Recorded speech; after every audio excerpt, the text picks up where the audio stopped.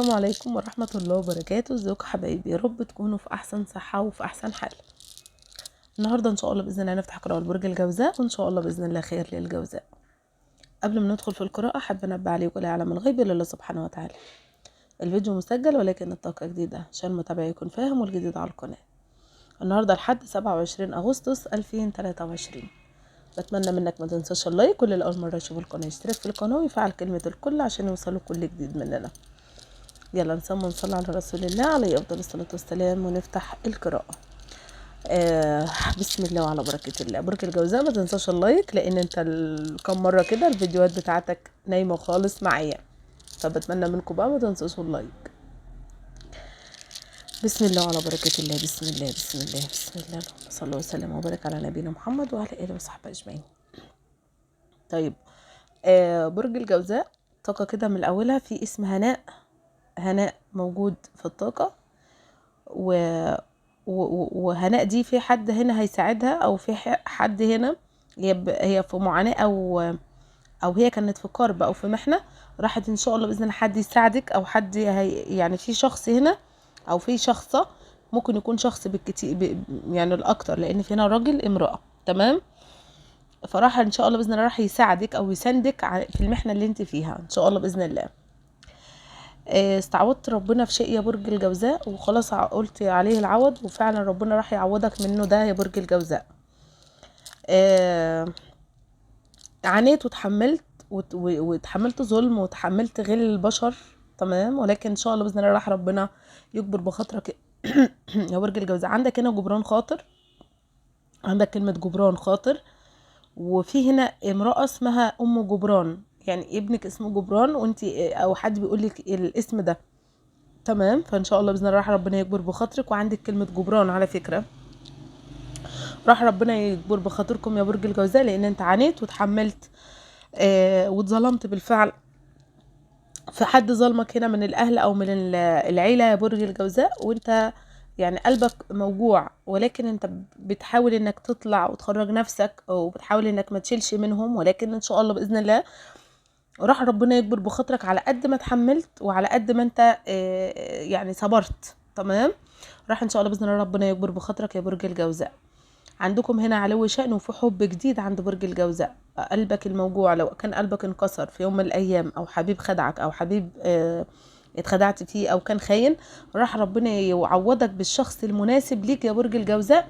وفي الفترة القادمة بإذن الله شخص هيكون بيحبك بجد، وهيكون جاد جدا في حياتك، هيكون شخص جد، لان من هنا برج الجوزاء على قد ما هو بيضحك وبيهزر، بس هو جد، بيحب الناس الجد في حياته، وما بيحبش اللف والدوران او اللعب.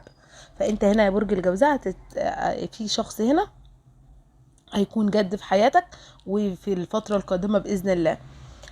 في هنا جلسة او حكم محكمة، وبالفعل ان شاء الله باذن الله الحكم هيكون لصالحك انت يا برج الجوزاء. وفي هنا قضية نسب، يعني في هنا جلسة نسب او قضية نسب، الله اعلم، او تحليل الدي ان ايه، حاجة زي كده. راح ان شاء الله باذن الله يا برج الجوزاء ربنا ينصرك عليها، ربنا ينصرك في الجلسة دي. في حد هنا اتهمك باتهام باطل يا برج الجوزاء، ولكن ان شاء الله باذن الله راح ربنا ينصرك ويقف جنبك وترفع رايتك يا برج الجوزاء، لان من الواضح انك انت هنا عايش في ظلم، وبالفعل انت عانيت واتظلمت يا برج الجوزاء. راح ربنا يعني ينصرك على اعدائك دي يا برج الجوزاء. هنفتح الثقة كده اكتر ونشوف. بسم الله بسم الله. اللهم صل وسلم وبارك على نبينا محمد وعلى اله وصحبه اجمعين. بص يا برج الجوزاء، والله ان شاء الله باذن الله راح ربنا ينصرك نصر كبير جدا جدا جدا على اعداء كانوا نفسهم يشمتوا فيك، او بيتمنوا لك الشر. راح ربنا يعني بص يخليك انت فوق الكل، هترفع رايتك يا برج الجوزاء وبالخير كده وبرفع راسي، يفهم مين انتوا. فان شاء الله باذن الله يا برج الجوزاء راح ربنا يرفع من شأنك ويعوضك خير.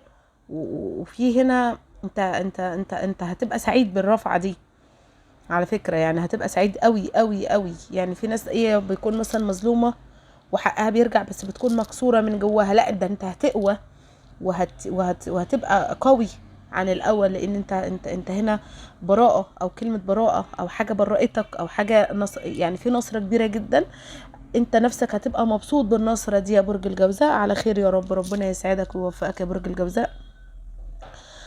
برج الجوزاء والله بيحب يعيش مع نفسه، طيب، خلوق جدا، مخلص جدا في الحب، حنين، ما بيحبش حد، يعني ما بيحبش الكره ولا الغل ولا الغباء، يعني في نفسه كده مع نفسه. وكريم كريم، يعني ايده كريمة او شخص كريم يعني. فراح ربنا يعوضك يا برج الجوزاء على قد طيبتك وعلى قد نيتك، وان شاء الله باذن الله راح ربنا يرزقك من فضله يا برج الجوزاء. فعندكم هنا تغيير مكان او تغيير عتب، وان شاء الله باذن الله هتكون تغيير يعني التغيير ده يكون باب سعاده وباب خير، باب خير ليك يا برج الجوزاء، وعن قريب جدا. بتحسن شيء يا برج الجوزاء، او في امر هنا عندك بيتحسن، وان شاء الله هيكمل على خير ان شاء الله باذن الله. الناس اللي تعبانه بالقلب او بحاجه بتخص المعده او القولون، ان شاء الله باذن الله راح ربنا يشفيك شفاء يا برج الجوزاء من عنده سبحان الله. عندك شفاء.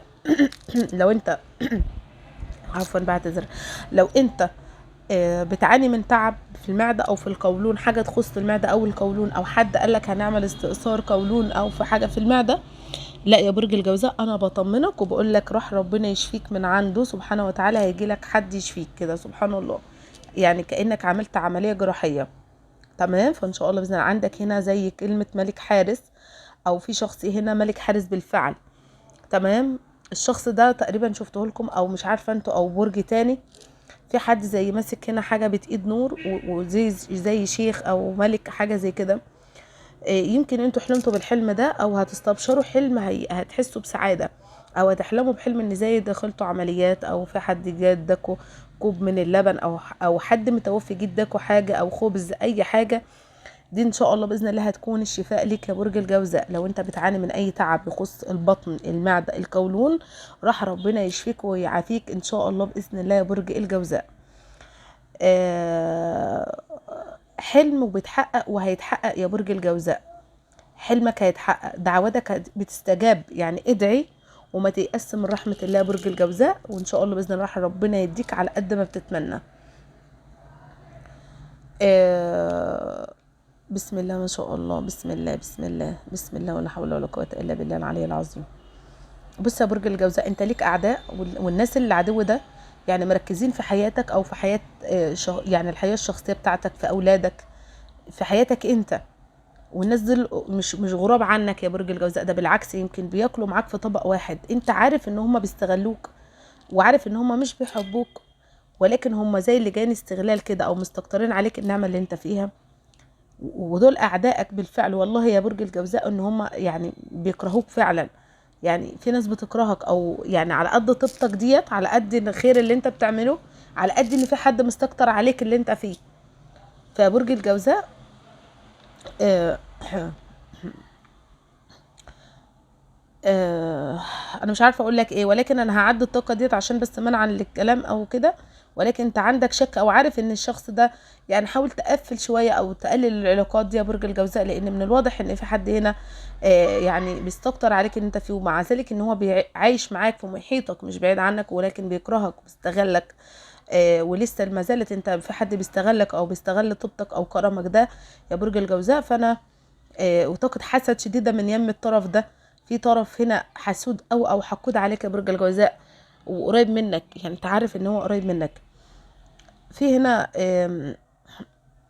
بص يا برج الجوزاء، من الواضح ان سلاحك في ايدك ما تخسروش، يعني حقيقتك براءتك معاك.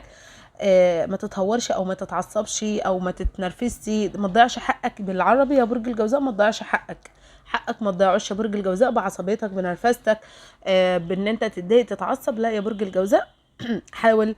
انت هوائي يا برج الجوزاء، فانت اصلا يعني طبعك انك انت بسرعه، يعني شويه حلو شويه كده، يعني ما فحاول تهدئ اعصابك، او ما تضيعش حقك بايدك يا برج الجوزاء، ان ليك حق وانت ليك سلاح، معاك سلاحك في ايدك. تمام. وان شاء الله باذن الله راح ربنا ينصرك على اعدائك، وراح ربنا ينصرك ويكبر بخاطرك يا برج الجوزاء. بتعيد نظر في حاجه، عندك اعاده نظر. تمام. وهتبقى اعاده نظر بالظبط، او هتعيدها بالظبط، مش هتكون اعاده نظر بقى انا هعيدها من مكان هترجع لي، لا ان شاء الله باذن الله عندك اعاده نظر هتكون في المظبوط يا برج الجوزاء. على قد ما تقدر استغفر ربنا، وصلي على النبي كتير عليه افضل الصلاه والسلام، واقرا سوره الفيل، اقرا سوره الفيل. وعليك بصورة يوسف، لان شايفة ان انت هنا مظلوم يا برج الجوزاء، وحد ظلمك بالفعل، وقلبك موجوع بالفعل يا برج الجوزاء. بس انت كل اللي انت فيه ده حاسس ان ربنا هيجيب لك حقك وهينصرك، وده حقيقي بالفعل. وده شايفاه في طاقتك. رجوع من سفر وفي سفر تاني، يعني انت هترجع وفي سفر تاني ان شاء الله باذن الله. الناس اللي حابه تسافر او اللي مستنيه سفر راح ان شاء الله باذن الله. او اوراقها هتتقبل. وفي هنا اوراق رفض، عندك رفض مكان او رفض حاجه. فما تزعلش لو انت ليك اوراق اترفضت، مالكش نصيب فيها، بس ليك نصيب في مكان تاني. يعني نصيبك في بلد تانية او في مكان تاني، مالكش نصيب هنا. فما تزعلش خالص، لان انت هنا عندك هنا باب بيتفتح، والباب ده كله خير. تمام، يعني طاقتك حلوه. ما تزعلش حتى لو انت عندك رفض من مكان، تاكد ان انت ليك مكان تاني او مالكش نصيب فيه ان شاء الله باذن الله. ربنا يرزقك بحاجه تانية يكون لك نصيب فيها، واحسن وافضل باذن الله.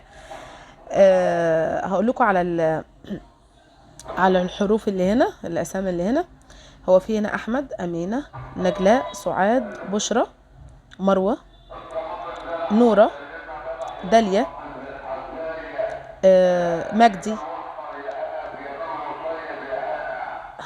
طب هفصل بعد الزر طبعا، معلش. عندكم هنا اسم ندى،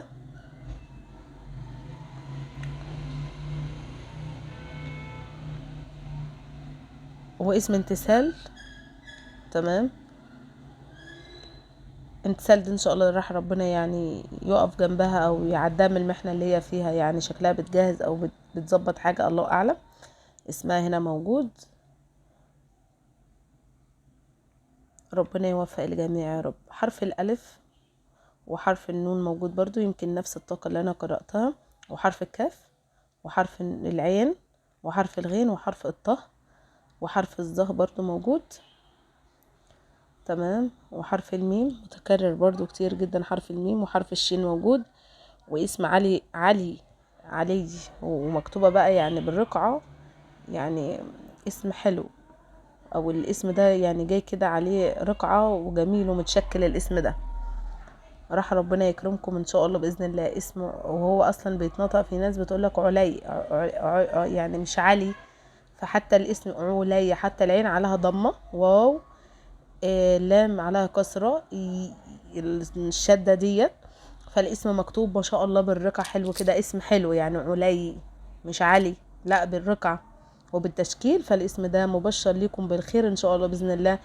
راح ربنا يعلي شأنكم يا برج الجوزاء، وتوصلوا لحلمكم باذن الله باذن الله، وينصرك على العدو اللي مطلع عينك ده يا برج الجوزاء، لان ليك عدو هنا سبحان الله.